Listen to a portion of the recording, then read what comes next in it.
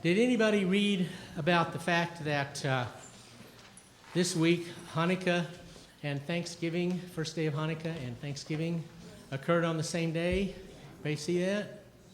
Did you see the discussion going on about whether this would never happen again, or it would happen again in 70,000 years? Or various mathematicians had different formulas for how to tell this.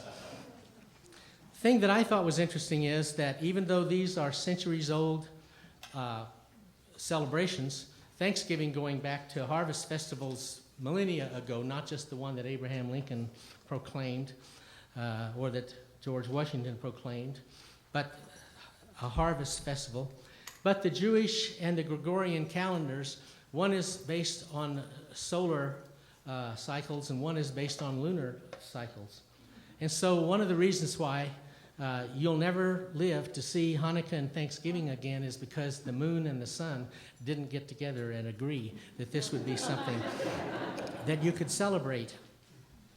But you know, from earliest times, human beings have taken note of the stars and the heavenly bodies, and they paid enough attention that even in the earliest days when there would be paintings in the caves 20,000 years ago or older, they noticed that the stars didn't stay in the same place.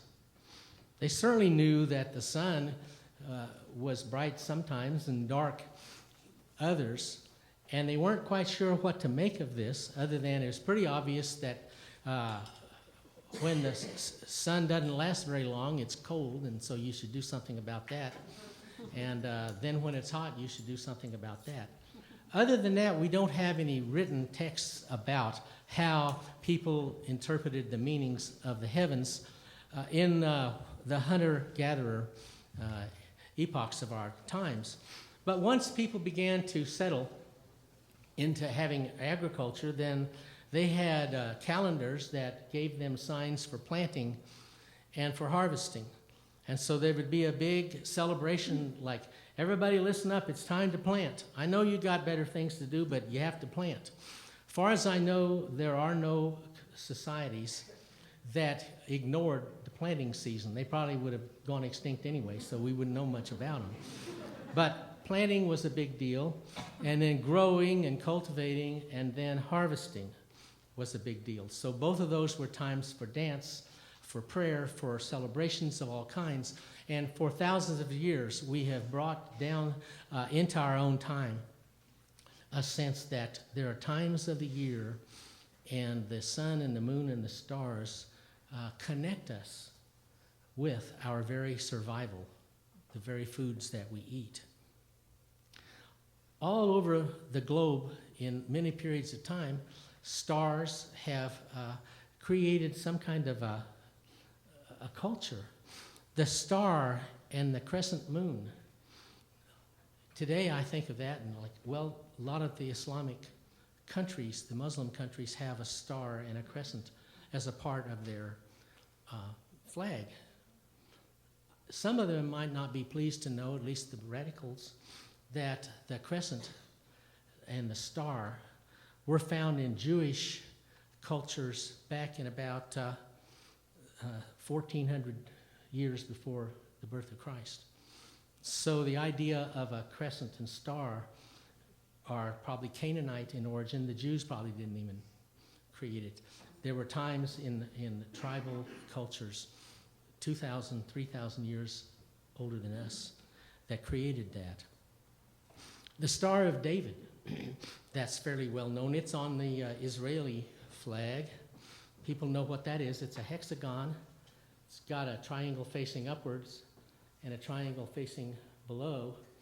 But the nation of Israel or the Jewish religion didn't think that up.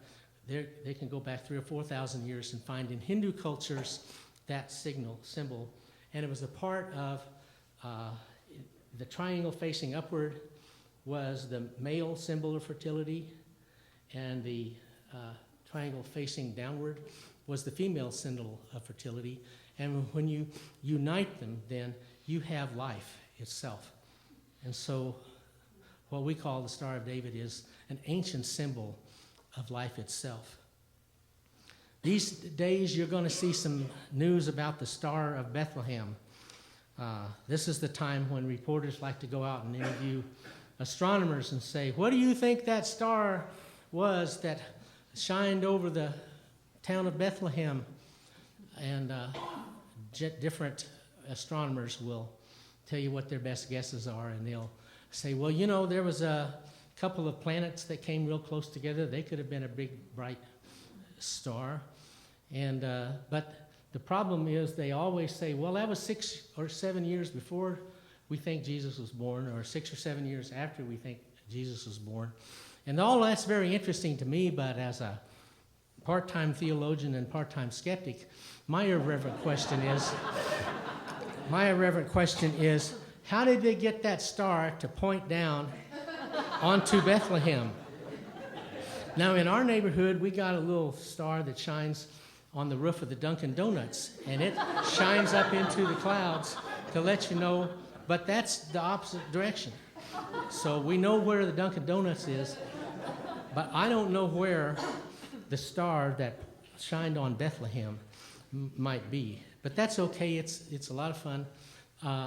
I'm fond of pointing people out to people this time of year. If you get one of these Christmas cards with the nativity scene, and they've collapsed time, because in the story in the Gospel of Matthew, the wise men came many days after the birth of Jesus, and the shepherds had all gone back to the fields. There was no such thing as having the wise men and the shepherds and the lambs and the animals and Jesus and baby and Joseph, all of it in one little Hallmark card.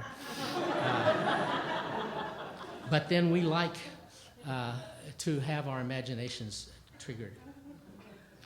A lot of people that live in Salt Lake City don't know that the first Latter-day Saint newspaper was called The Evening and the Morning Star. And it was based on symbolism in Mormon doctrine about the planet Venus, which was considered the morning star at the sunrise and the evening star around sunset. And it was a symbol of, we cover about everything you need to know from the sunrise to the sunset. So our newspaper is going to cover everything.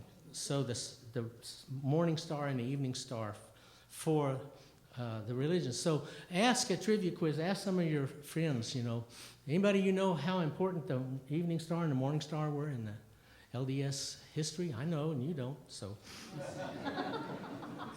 Also, though, this concept of the morning star and the evening star, that term in Latin, we translate Lucifer.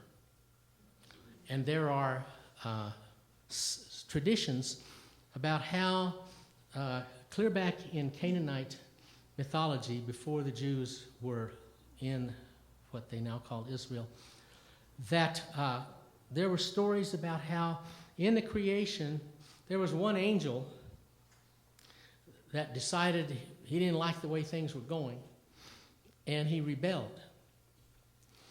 And this angel was he either leapt or was pushed or fell out of heaven.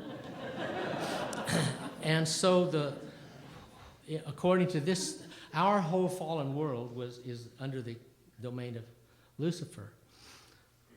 It's hopeful to me that in some of the new pagan religious customs that are coming along, they're realizing that Lucifer wasn't really all that bad in many of the traditions. And so that there is this figure, the morning star.